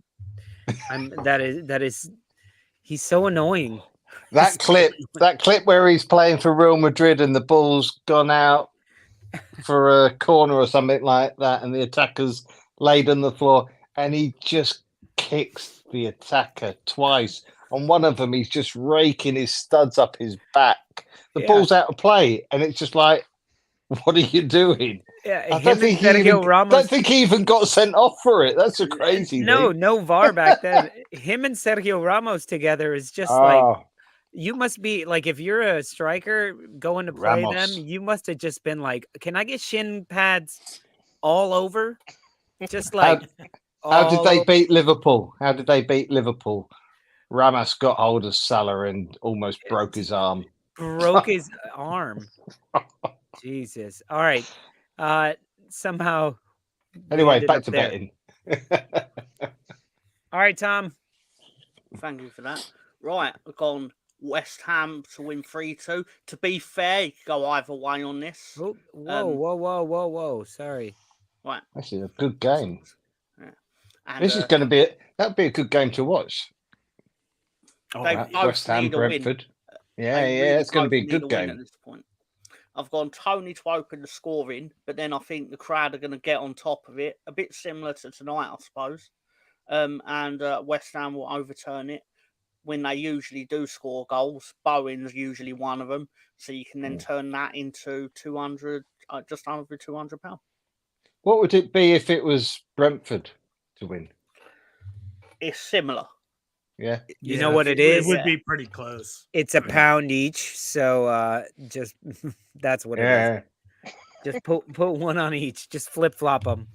That might be worth a £5 on both. It is definitely not worth a £5. Yeah, fiver. I'm not that And type. what- Leeds won tonight. I don't care. Yeah, you're like, I've Okay. got £10 to spend. It's fine. Right. And no, David, you actually saved money because you were thinking about going, but you're still on cloud 9, even though you Yeah, didn't yeah. go. So Cloud 9. you've got more 200 money in my to spend. pocket. Thank you very Yeah, much. but he'll be looking at that. He'll be looking at the sink, and he'll have to get the one that's £10 less, and he'll be thinking, "Damn, that Tom and his fucking bets." Yeah, actually, I've seen the sink, and it's already 150 more than my 200. But there you go. It's all right. I do believe in a bit behind the curtain. After like I'd this, John. submitted these to John, I realised that there was no Carabao Cup. I forgot there was Carabao Cup final this weekend. So just before I was about to go on air yesterday on my wrestling show, I then had to put together one for the Carabao Cup final. For the Oh, snooze so fest. we have a bonus. Yeah, the snooze fest. Chelsea Liverpool is notoriously a 0-0 1-1 draw. So what are we gonna Is do, this Tom? the straight up final? This is the final, straight up. Yeah, They it would go to have, extra time and then penalties. to my knowledge, 4 And there you go, Tom. 5 matches. Brilliant. Yeah. And 4 look of at this, their Mark. last 5 matches are 0-0. You Yeah. get 46-1. That's like nothing because they know. They know. That's actually really high because 0-0s are usually about 6-1. They're doubling it up with the penalty shootout because Liverpool to win on penalties is 10-1, roughly. I've just realised that I could have saved myself $17.99 because normally when I come over to the States, I'll pop in and I'll buy the melatonin gummies that help you sleep. And they're normally, as I say, they're about $18. I didn't need to buy them. All I need to do is rewatch this final. Yep. You know? Put on any Chelsea Liverpool match. Absolutely. Bore The your most tits off. overhyped match. It will always be televised, obviously, because of the fan bases or Liverpool and the people that started supporting Chelsea in 2004. But Liverpool normally win as well, don't they, Tom? on penalties, yeah. Yeah, there you go. Yeah, even going as far back as like the Champions League semi-final, that was a penalty shootout, was it not? In 2005, Is this on Saturday or Sunday? usually a Sunday. Sunday. Yeah, because there's no 4:30 Premier League game, which made me suspicious. Oh, what time is this final on? It's usually about 4 o'clock, isn't it? Oh, and then they've got us on Wednesday night. I think we should field our under 10s personally. No, I like the idea of the championship trophy sitting next to the FA Cup. It's a nice little retro feel back to the 70s, you know? That's I'm a sure the tall order, last my friend. I'm sure the last team in the second tier to win it were West Ham off the top of my head. Yeah. They It's beat Arsenal in Mark, 98. if a man hasn't got his dreams, he's got nothing. Exactly. And you're telling this to a Wolves fan? Yeah. Well, fellas, let's actually get into it then. Let's go ahead and start our conversation about the Carabao Cup final. As much as we all know that we don't really know what Carabao is, It's a but soft drink. the cup that they provide and the tournament that they provide is one of the legitimate trophies and pieces of silverware that you can win in a season. That being said, Sunday, it's anybody's game. Somebody has to walk away a winner. Jurgen Klopp's team is going to want to bring some silverware. And it may not be the league and it may not be the Europa League, but it could be this and it could be this weekend that they do it for their gaffer who's leaving in the summer.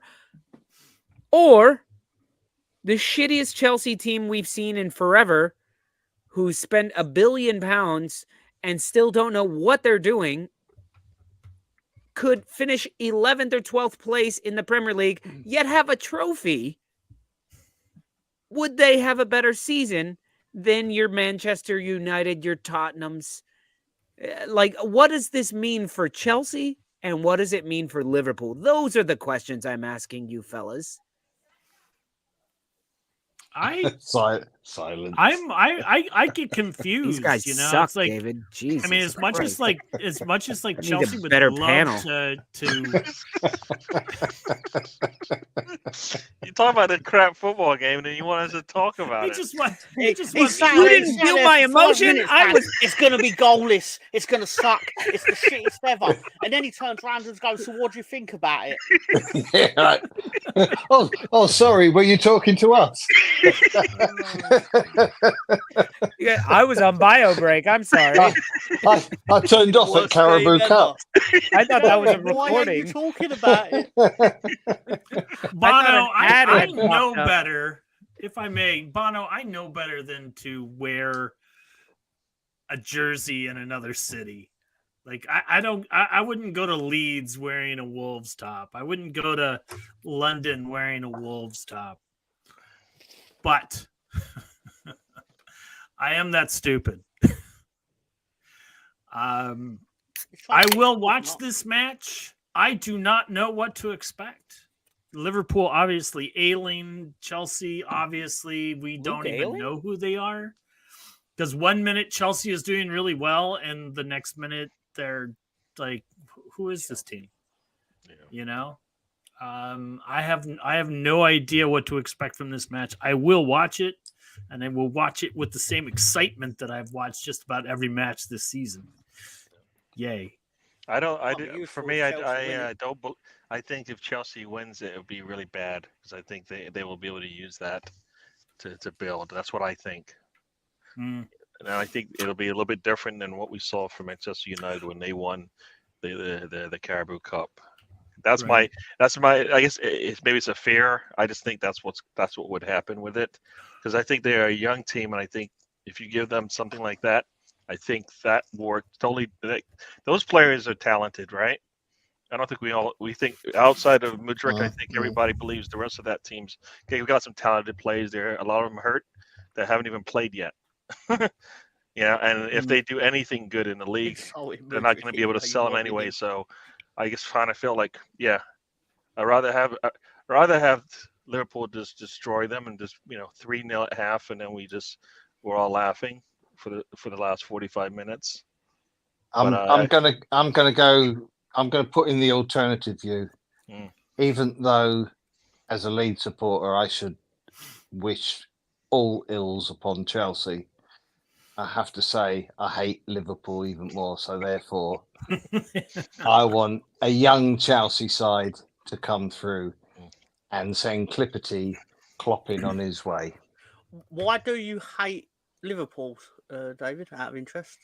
The reason I hate Liverpool, I've always admired them football-wise, but it's funny enough, when I was living up in Grimsby, up Grimsby way, and I went to an FA Cup game at Liverpool, which Liverpool beat Grimsby 4-0, but there was a certain guy called Kenny Dalglish, fantastic player, but he literally followed the referee from 6 yard at one end all the way to the other end, berating the referee for not giving a penalty. And I just thought to myself, what an unsporting bastard. So I've just turned against Liverpool ever since. I just don't like their ethos. The crowd was quiet.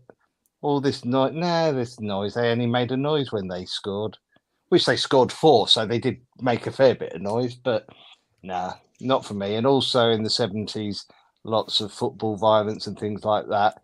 And I saw the Liverpool fans really putting themselves about at that. So no, it's a club I just don't like.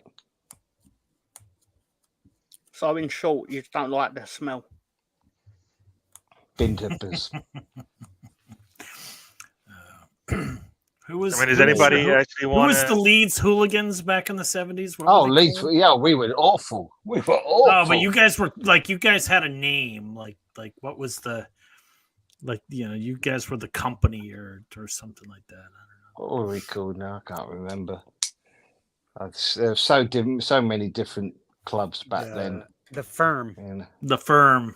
Something like there that, was, yeah. There was the Intercity. I can't remember who was the Intercity lot. That wasn't Leeds, was it? I think maybe that was West Ham. The West Ham, the ICF. It was West Ham, wasn't it? That was. But yeah, no. I mean, it was shocking back in those days. Oh, the one of the service funniest. crew. One of the Service funniest crew. things. Service crew. That's what I was thinking of. The service One crew. of the funniest things I ever saw on the way to a Leeds game, and it might have even been the Leeds Liverpool game, on the buses from the town centre out to Ellen Road. And I was with my father at the time. I think I was probably about 13, 14. And the bus in front, suddenly the emergency, it was a double decker, and the emergency window at the back opened. And people started jumping out from the top deck because the bus was on fire. Oh, damn. Yeah. And that just typified how things were back then. It was just horrendous. It was horrendous, But there you go. Yeah. Wow. Fun stuff. So Fun are days. all of us so what are we saying? Who are we going with in the Carabao Cup? Where are we ending on this?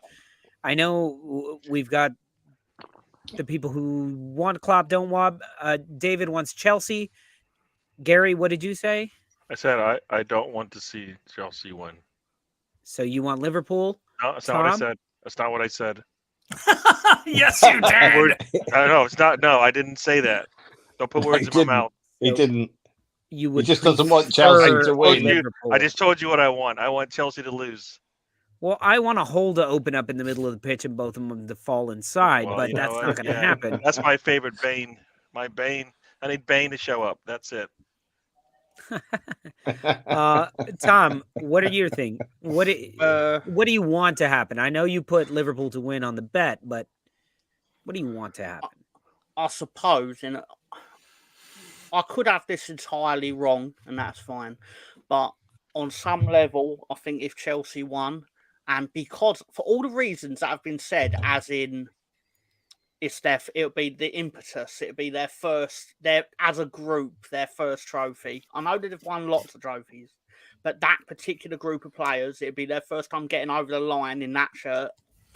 And hopefully they would then sort of then take it to the pub for the next 3 days to celebrate. And Yeah, then we could sort of reap the benefits of a hungover football team. that's what I'm hoping. Well, you run the risk of having a A congealed happy football team. An That's not a excited word. football team. congealed. Yeah, you don't. I see. That's why you don't want them to win then, because Leeds shows up, and next thing you know, you're like, this is not the Chelsea we thought they were. No, because Did Chelsea we play beat- the other day? Chelsea played somebody the other day, and they ripped them apart. They were really good, Chelsea were, and I was like, "Oh crap, so we're going to meet them at the wrong They time." destroyed But, Villa in the previous Yeah, round. yeah. It was Villa. It It, de- was Villa. It depends which Chelsea team shows up. So Yeah. for me, the way I'm going with it is I want Liverpool to win. I don't want Chelsea. I'm right here with BX. I don't want Chelsea to win another trophy ever again. Yeah, and that's it. That's my thought. You don't care about the other team now, okay? No, but Never here, cheer for the other team. You don't want them to win. But well, guess what? Gary, You want everybody Gary, to let One win. me, more let thing, me though. just tell you, I have a lot of respect for Jurgen Klopp. I like him as a coach. I like him as a person. I wish he would have come over to Arsenal after Wenger. Would have been amazing. He deserves something this year. So let's give him the fucking Caribou. And then when he loses the league to us, I don't feel so bad. Yeah. So Because you if want he Chelsea, loses this, Chelsea, if you want he loses Chelsea, Chelsea to lose, and Arsenal win the league. Got it. there you go. There That's you all go. you Lolo, Lolo, can I just suggest to you that perhaps Pochettino, for his services to Spurs, probably you should be hoping that Chelsea win because Oh, he no, did no. He did such a fine job at Spurs where they won absolutely nothing. No, if Chelsea win, that will be the only consolation. Is that I would say, ha ha ha. Harry Kane goes to Bayern Munich and doesn't get the only trophy he gets is a cannon, like an Arsenal cannon that says, golden boot or whatever, golden boot and stuff. And Pochettino, who couldn't win shit at Spurs, goes to the worst Chelsea team and wins a trophy. That's the only consolation, but it's not enough to have to deal with Najee. He's bad enough. You guys don't. We love you, man. These cats. Najee's a pussycat. Oh, I know, but he awesome, loves man. it. No. The thing about Najee, when I first met him, and he told me, he's like, I miss my boys, my friends, my friend base, where we could talk just shit. And he's not like that, like in his whole life with his family, with everybody. He's so polite and so nice and so like, he's like a manager of his job. Like he's so, but he wants to talk shit. Najee wants to talk shit, and he does it in the chat. He knows what he's doing. You can't be like, oh, Najee, you can't be hard on him. No, we all say fuck Najee all the time in the chat. And he loves it. He's like, bring it. So I love it. And for that, Najee is always, yeah. So I do have one more aspect of why I wouldn't mind the Liverpool win. It's Let's hear it. when they played Arsenal in the third round, I had £2. I had £2 on Liverpool to win the FA Cup at 12-1. So I'd quite like to get my You're 12-1. Yeah, I'd quite like to get 25 quid really. Yeah, Okay. Well, that works. You should have. You Like sell that your when you soul made to that the bet. devil so easily, Tom. I know. And Yeah. then you know it's gonna come back to haunt you. No, you don't want any of that. You just want hate. I want everybody to lose, my team to win. That's it, right? Isn't that exactly your stance there, Gary? Yeah, I don't. I really You don't want other only teams you to- only want your team to win, and the teams that can help your team in a better spot. Now, for instance, when Wolves played Chelsea, you were probably the biggest Wolves fan. I was in not the a world. Wolves fan. I was just like, I hope Liverpool loses. You're missing We how this didn't thing play works. Liverpool. We played Chelsea. Or whoever you play. It doesn't matter who you played. I Oh, never it cheered does. for your team. It does. It does. Because I'm we happy did for you. something that I'm Arsenal happy for you that didn't. your team We won, beat but that's Chelsea. not where I was going with my fandom was not for your team winning. For your happiness, maybe. I think so. Kinda. I think every time Wolves win, you always text, Mark's happy. Yeah, damn right. Mark, what you need to realise is that when you're dealing with clubs who are in the big six, is that they have no empathy because they've never gone through hard times. So they don't know what it's like to be a Wolves supporter or a Leeds supporter or a Leicester supporter.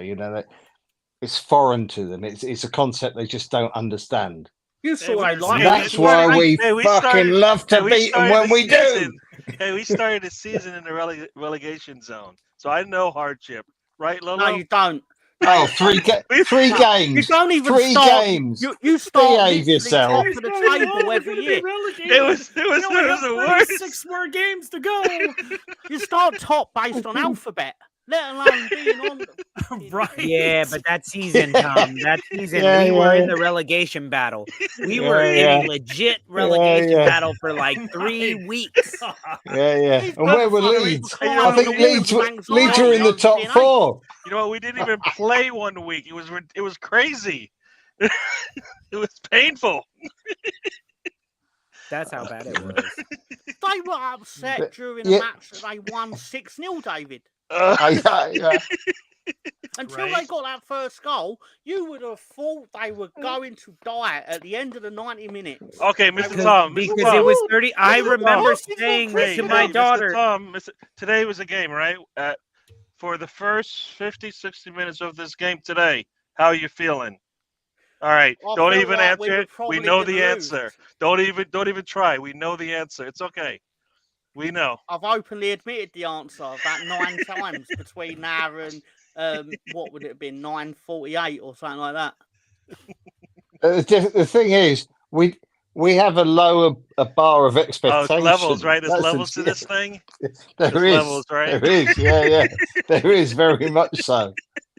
You know, it's the old first world problems, isn't it? You know, oh damn, we might not qualify for the Champions League. Really? Who gives a fuck?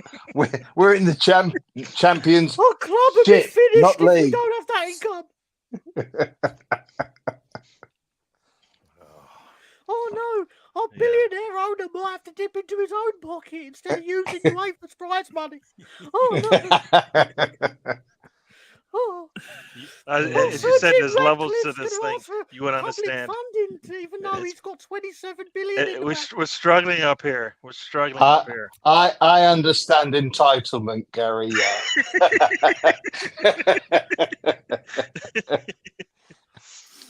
Well, interesting. Did you guys hear about the whole Chelsea thing with UEFA?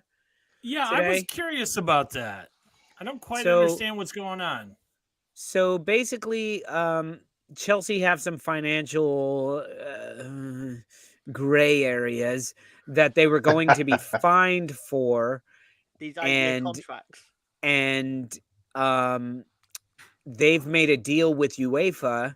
I don't know if it's all gone through or anything, but there's a deal out there that they'll say, okay, we'll take a 1-year ban on UEFA competitions. Yeah. They're in fucking 12th place, 11th place.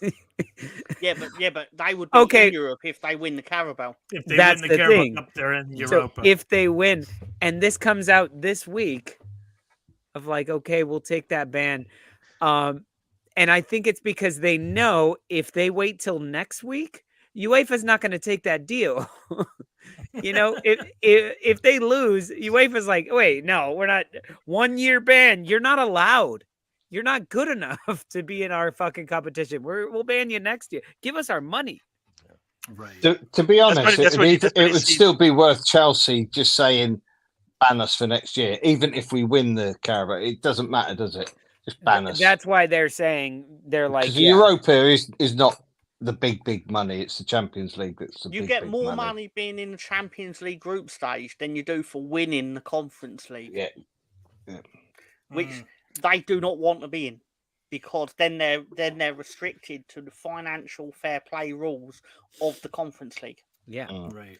So it's like, wait, which would leave them apparently with like a transfer budget next season of £10 million. Wow. Because their wage which they pay in postage as it is so currently. That's like what, $100 a year? No, because they spend about 390 million a year in wages. It's something like that. They need a franking machine, Mark. That's what they need. So basically, they're just going to tell Jackson to just try to kick the ball out of the goal because they know he's not going to make it, right? That's all they're going to do. I'm starting to think that Jackson has a goal scoring clause. You know how most strikers who sign on, they have a goal scoring clause of like, if I hit 10 goals, I get $1 million bonus. If I hit 20, and his is like, if you hit 8, we're gonna dock your pay. So he's just making sure to keep it right under. He'll get his 8th on the last day, keep Chelsea up. I from day one watching Nicholas Jackson, I've always thought him to be horseshit, and I still think he's horseshit. And that's just not the adjective I expected. Mean. I know it's mean. Think about it. His best day was a hat trick, and everybody's like, "You could have had 2 of them." And it was like a 3-minute hat trick that all came at the end, and they were all pointless goals. Oh, was that the one where Timo Werner had like 2 assists in like 30 seconds or something like that. No, wasn't no, too no. long ago. Timo That Werner. was against Brentford. You're Or two no, different I'm teams. sorry. Not. I'm thinking. That's Tottenham. That was Tottenham. Talk amongst Right? yourselves. Werner is Maybe it is. Yeah. Werner's with Tottenham. Yeah, he had like 2 assists in 5 minutes at the end of the game, like 3 matches ago. But no, Nicholas Jackson had a hat trick early on in the season, but it was like all in the after the 80th minute or something. It was, and they were kind of pointless. All goals are good. All goals are good to get. Yes, get your goals, but 3 of his 4 goals all came in one game that didn't really matter. Jackson's got the worst hat trick I've ever seen. Because very few players that get a hat trick at Premier League level needed like 17 shots to achieve it. Yeah, right. He could have had 2 hat tricks. One in the first half, one in the second half. Yep. I think you're all very mean. No, he's a young play? lad finding his way. We're just talking about what we saw on the TV. Did you? Have you watched him too, play? Yeah, I have, and I think you've got to put it into context. That he it's plays all very for well, still very well, but when you're putting Kai Havertz in your team, I'm sorry, no, I'm with you. You know what? I'm with you. So go on, keep going. Go on, tell me. Jesus, how many goals has Jesus scored this year? I'm with you on that one too. I'm sorry. He would have to stay healthy. Arsenal fans are in glass houses at the moment when they're talking about I'm with you. And Jackson isn't the best. They can't make a shot. Jackson isn't the best, but he's a young lad and he's still learning his way. The difference is he's an out-and-out striker. Kai Havertz is not. They didn't cost 80 million. That way. They didn't cost 80 million, so there you go. How much did he cost? Not 80 million, that's for sure. Oh, I have no idea. What he cost. We are not happy with Jesus and Havertz. Just to say that. Yeah, you haven't got an attacker. Full stop. Yeah. Yep. Sorry, Tom. Yeah. I have to say that. I know you're an Eddie fan, but Jackson cost 32 million. 32 million. So that's Tom, who's in the mug? Who's in the mug, Mr. Tom? Pocket change. And I'm sorry, David. I'm sorry. You just said we don't have any attackers. Is that through the middle, right? Is what you're saying? Who do you have? Yeah, we don't have any attackers. A proper forward, a proper attacker. No. I'm not talking wingers. I'm not talking wingers. He's clarifying. Motherfucker, I'm not talking your wingers. I'm not talking your wingers. No, I'm talking no. I mean a dedicated goal scorer, because that's what you're lacking. That's what you're lacking. That is not what our manager. I will say it. I've said it a billion times on this show. Mikel Arteta would prefer 5 15-goal strikers as opposed to 1 50-goal striker. I mean, we all want a 50-goal striker, but unfortunately, you're not going to win a Premier League that way. David, He's a loser. David, and Arsenal definitely doesn't have 5 15-goal scorers. We will. He's a loser. David, your team has been fantastic, and you're on an incredible run. 9 games, 22 goals, 2 goals against. That's a 20-goal plus cushion that you've done in 9 games. We've had 5 and scored 21 and given up 2. So for no attackers, we've scored nearly as many goals as you in 4 less games. I'm getting angry, Mark. We're at the end of the show here. I didn't go. David, I didn't go there.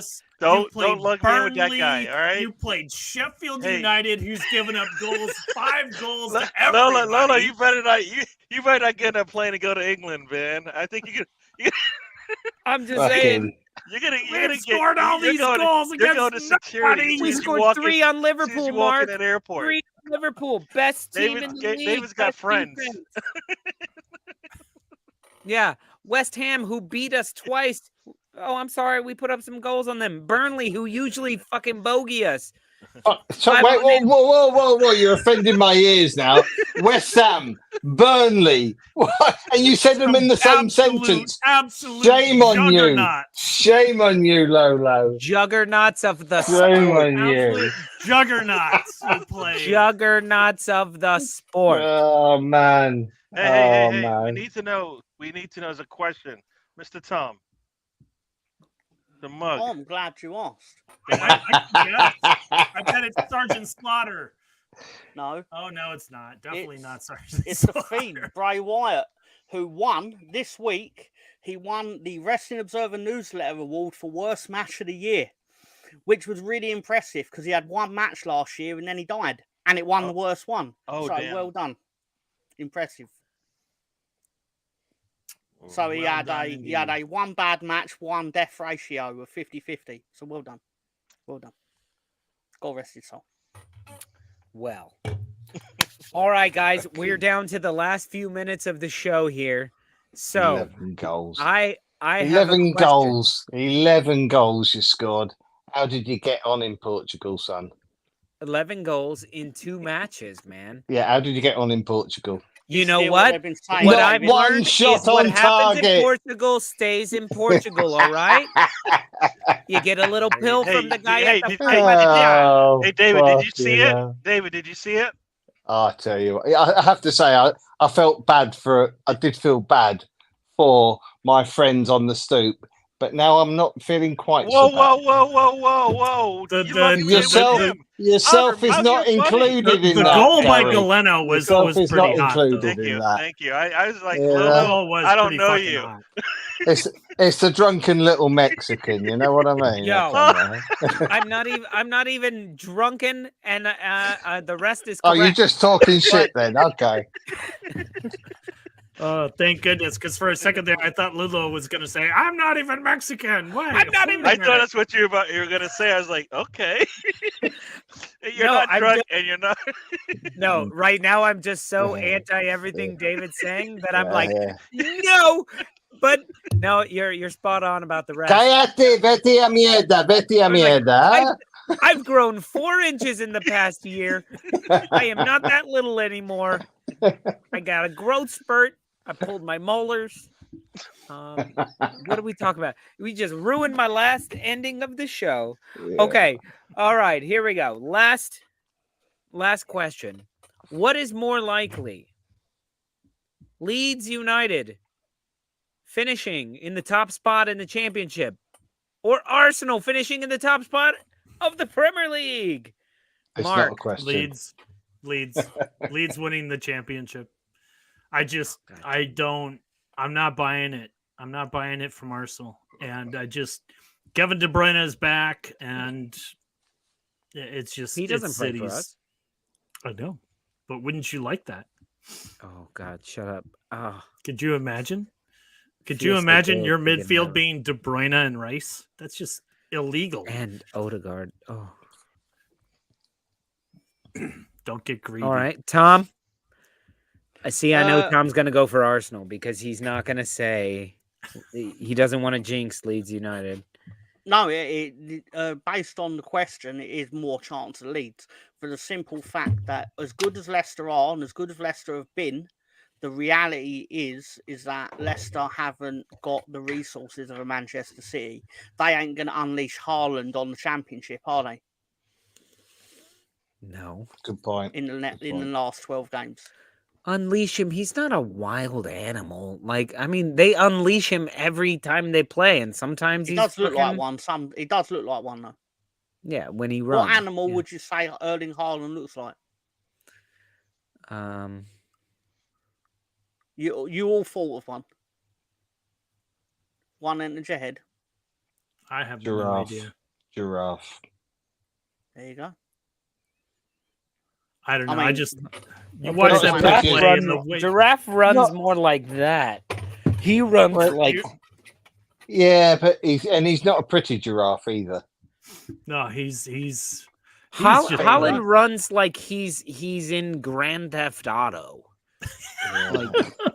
Like if you're like hit the run, they start going, and you're like, you don't need to move your arms like that. And he's like, yes, I do. And poor Braithwaite is like fucking knocked out in a corner. I know. He just abused him. He's still out. Just- He's a unit, isn't he? He's a unit. He's on my fantasy team, and it was like he's out for a week, and he doesn't know why. All right, Gary, what's more likely? Orange. All right, perfect answer. David? Leeds more likely to win the championship than Arsenal are to win the Premier. However, can I just say, I would like to see Arsenal win the Premier this year because it would mean that Klopp doesn't win it. Yeah. So give him Sunday. Let him have Sunday. Let him have his little. No, let him have nothing. There is a more ideal outcome. though. Give him his Don't moose want- knuckle. If you don't want these No. guys to brag and crow, and you don't want Klopp to win it, there is a third option, David. No, the third option is I just do what I normally do when Lolo starts going off on one. There is a What's fourth that? option, David. I don't hear it. You just go, what's that? Yeah. It's a little bit like when the missus starts going on, you know. It's like, yeah, okay. Well, yeah. I'll tell you what. I think Arsenal are more likely to win the title. And you may not like this, Leeds United fans, but I think you guys are 100% Leicester City's biggest threat. But they're done with you. You don't play them again. They're done. They are leaps and bounds better than so many clubs in the championship that you're going to want them to stumble, and maybe they will, but they have to stumble more than you do, and you have to be on it for the rest of the season. Yeah. And I think 12 points would have been insurmountable. 6 points is still a lot. It's still a lot. So I think Arsenal, the fact that it's a 3-horse race this year will benefit Arsenal, maybe, hopefully. So that's why I'm going with Arsenal there. I think it's more Leicester stopping you guys because they don't have to stop you anymore. They're not playing you. They just have to. Realistic, it's Yeah. a 7. I agree. We rely on Leicester. Well, we now your rely on goal Leicester to differential, make- you know, you've been working on that was my whole thing about the goal Yeah, differential. but we rely on Leicester to mess up. But theirs is still really And good. at the end of the day, we and you don't need care. they need to mess up big time. Mhm. Right. Twice. And they haven't. They've only Twice. done it against you guys twice. Well, So And Middlesbrough yeah. twice. They're only two real bad patches of the season have been against the same two teams. Yeah. Yeah. And at the end of the day, it doesn't matter. It's the same as if we could go on unbeaten run to the end of the season. As far as I'm concerned, it doesn't matter. All that matters is that we get promoted at the end of the season. Whether we get promoted in first or second doesn't matter. It would be nice to finish top, but it really doesn'nt matter because all I want to do is get out of this league because trust Yep. me, it is awful. It is Yeah. dross. Yeah. Gary, you've got like a Leicester fan on your channel, I think. Disappointed with the Leicester No, he result. supports that dirty Ipswich team. Oh, Ipswich. Okay. All right. You know who he is. All right. Well, guys, it's been a ton of fun. There's been tons of people in the comments. This was awesome today. And we're Good going to show. stick around for a little bit in the after party. And so I'm going to send a link out there. If anybody wants to join us for a little bit after the stream, post-match, I'm going to send this link right here. You can click on that, but please do have your headphones, have your camera on, and we can only support 10 people. So that's only, 5 more people who can join us. And we'll be on for a little bit, talking more banter and whatever you want. Here is the link. It is now in the comments section. So click on that and just wait for us to add you to the little party. And Mark, Tom, David, Gary, this was a lot of fun. I enjoyed yelling fun. at you guys. I enjoyed Yeah, being it's been a lot yelled of at. fun. Thanks everybody for joining us. Yeah, and Yep. thank you. And if you haven't already, please do hit the like, hit the subscribe, hit the share button. Send this out. If you have one Twitter follower, that's awesome. Just hitting the share button does a lot for us. So thank you guys so much. We'll be back next week with Friday Night Happy Hour and possibly midweek. Who knows? Depends on our schedule. But much love to everybody. Happy Friday. I hope, who do we have here? Yeah, I hope all your teams win this weekend. Because We did. none of you guys are. Yeah. Yeah, we did. You guys are done. All right. Peace out.